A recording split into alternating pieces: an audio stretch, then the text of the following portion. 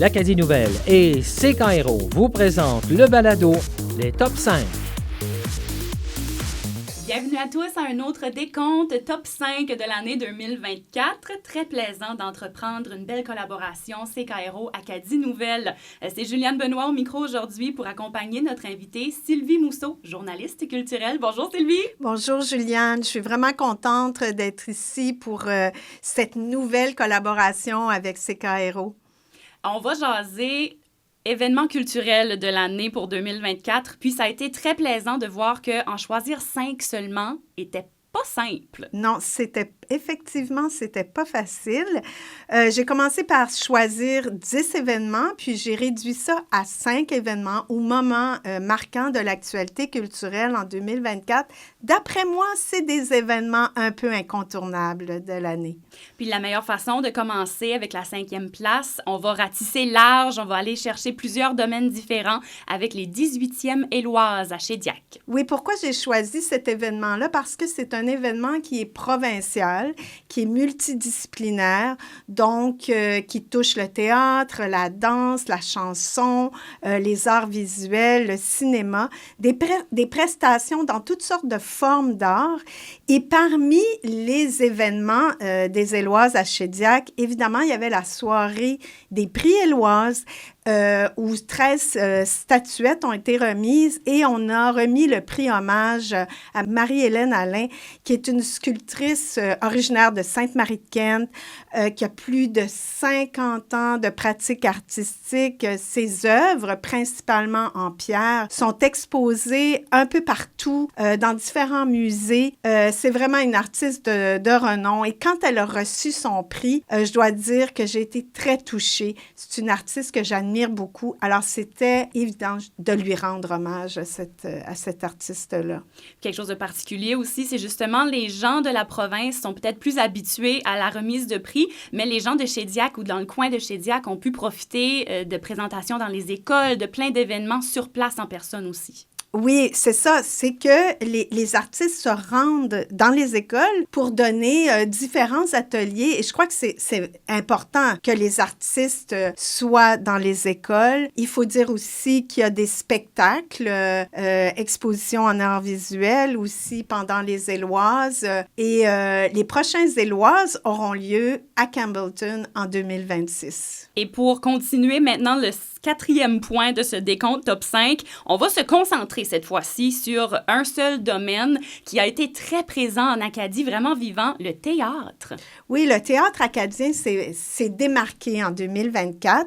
Je vais vous parler de quelques œuvres. Ouais. Bon, il pourrait en avoir d'autres, mais entre autres, on pourrait commencer avec la pièce Ornithorynque de Joanne Parent. C'est une pièce qui se passe au Restigouche, qui est écrite dans une langue vivante, percutante, qui raconte, disons, l'histoire de 3 personnages un peu rebelles, des marginaux, qui se revoient après plusieurs années et qui revisitent des événements du passé qui ont marqué leur vie. C'est les traumatismes du passé. Et cette pièce-là, pourquoi j'en parle, c'est que c'est retrouvé finaliste pour les prix littéraires du gouverneur général dans la catégorie théâtre. C'est pas rien.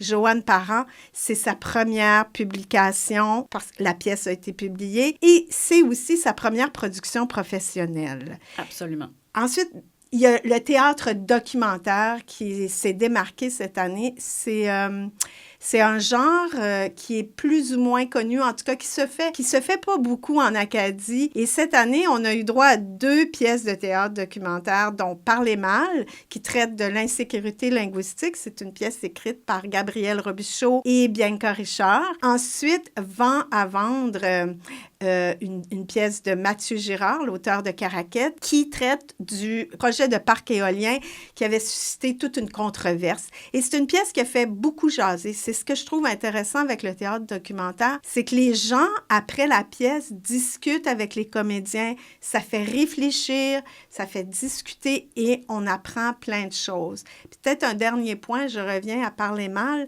Parler mal, a été joué à Moncton, au Québec. et a été joué aussi en marge des Jeux olympiques à Paris. C'est quand même pas rien. Oui. Et c'est une pièce qui va être reprise aussi en 2025, tandis que Vent à vendre a fait quand même une tournée de toute la province. Puis il faut quand même mentionner que cette année, le TPA célèbre sa 50e saison, donc quand même, là. Oui, c'est ça, une compagnie de théâtre qui, justement, qui fait autant un demi-siècle pour une compagnie de théâtre en Acadie. C'est quelque chose d'important, puis je crois que ça se fête. Au 5e point, on a ratissé large avec les Éloises. On s'est concentré sur le théâtre. Maintenant, on va se concentrer pour le 3e point sur le petit écran, l'Acadie plus précisément, au petit écran qui s'est bien démarqué cette année. Oui, entre autres, au Gala des Gémeaux. Oui. Il y avait quelques artistes, quelques productions aussi télévisuelles acadiennes qui étaient en nomination, dont le documentaire « Il y a une étoile » de Julien Cadieux, Le Grand Ménage des Fêtes, et maintenant, Robin Joël Cool, qui a remporté un Gémeaux pour son rôle dans Temps de chien, pour son personnage de Stéphane. Je crois que c'est un personnage qui a plu beaucoup au public, un genre de personnage un peu rebelle, hors norme, qui vit un peu en dehors du système, si on veut. Et il faut mentionner son discours de remerciement qui a marqué l'imaginaire, où justement, il a fait allusion à ses origines, il a parlé de sa mère, puis entre autres, il a remercié les scénaristes d'avoir inclus, en tout cas modifié un petit peu le scénario pour que son personnage soit acadien. Et aujourd'hui, bien, Stéphane, il y a 2 saisons de Temps de chien. Il y a une 3e saison qui est confirmée et d'après moi, Stéphane va être encore dans l'émission Temps de chien. Ça permet aussi à la future génération de rêver. Tu sais, lui, il le disait avec fierté dans son discours. Je suis un petit garçon de Tracadie qui ne pouvait pas rêver de faire ce métier-là. Merci à mes parents de m'avoir supporté là-dedans. Mais là, la prochaine génération a pu voir que même si on vient d'un petit coin d'Acadie, on peut faire ces choses-là, ces grandes choses-là. Puis lui, il a 22, il faut dire que ça fait plus de 22 ans de carrière. Quand même. Au théâtre. Il avait joué quelques rôles, quelques personnages à la télévision, mais c'est son premier rôle, si on veut.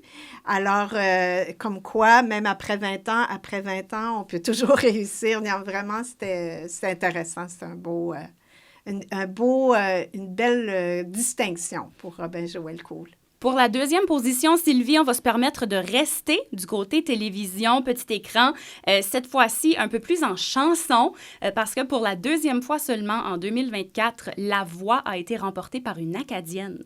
Oui, par Maude Cyr-Deschaines, qui est originaire d'Edmundston. Effectivement, c'est la 2e fois. La première fois, c'était Josiane en 2020. Cette fois-ci, Maude a remporté La Voix, la 10e saison de La Voix. Et il faut mentionner, entre autres, qu'elle a tout fait son parcours à La Voix en chantant en français. Très important pour elle. Et je me souviens très bien qu'en entrevue, elle m'a dit, pour moi, c'est important de chanter en français. Cette victoire-là, c'est un tremplin pour l'auteur, compositrice, interprète, ce qui lui permet, en remportant, elle a remporté une bourse de 50 000 $, un contrat d'enregistrement d'une chanson. Donc, tout le travail reste à faire. Ça l'a bien dit. D'ailleurs, après La Voix, on l'a vu sur la scène de la Francofête en Acadie, où elle est venue présenter une vitrine comme bien d'autres artistes. Ouais. Puis mentionnons que Maude est aussi une comédienne. Elle a joué, entre autres, dans Conséquences. Elle a chanté dans la comédie musicale La Mélodie du bonheur. Puis elle a commencé très, très jeune dans le spectacle Acadie des terres et des forêts dans sa région. Elle dit aussi avoir vraiment hâte de présenter un album complet, mais après La Voix, il y a des occasions qui se sont présentées qu'elle ne pouvait pas refuser. Fait que là, tout de suite, le côté comédienne a pris un peu le dessus, mais la musique viendra aussi, là. Oui, évidemment. La musique va venir. J'imagine qu'en 2025, on devrait voir, je ne sais pas si ce sera un album complet, mais ça devrait arriver bientôt, j'imagine. Absolument. Puis, ce qui nous amène déjà, on est déjà rendu à la première position de ce décompte top 5 culturel, après avoir jasé Éloises, Théâtre acadien, Gémeaux, Victoire de Maude Cyr-Deschaines.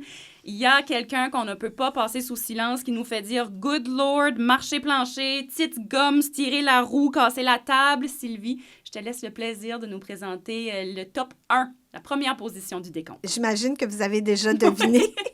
C'est Sale Barbe. Moi, j'ai appelé ça le triomphe de Sale Barbe parce que Sale Barbe a triomphé à la disque en remportant 2 Félix, spectacle de l'année et album country de l'année. Ensuite, le groupe, partout où le groupe passe, fait courir les foules, enflamme le public et les spectacles sont présentés toujours presque à guichet fermé. Absolument. Cette année, en 2024, ils ont donné plus de 125 spectacles et ils ont clôturé l'année au Centre Vidéotron à Québec devant une salle presque à capacité avec 13 000 spectateurs, un gros spectacle, son et lumière.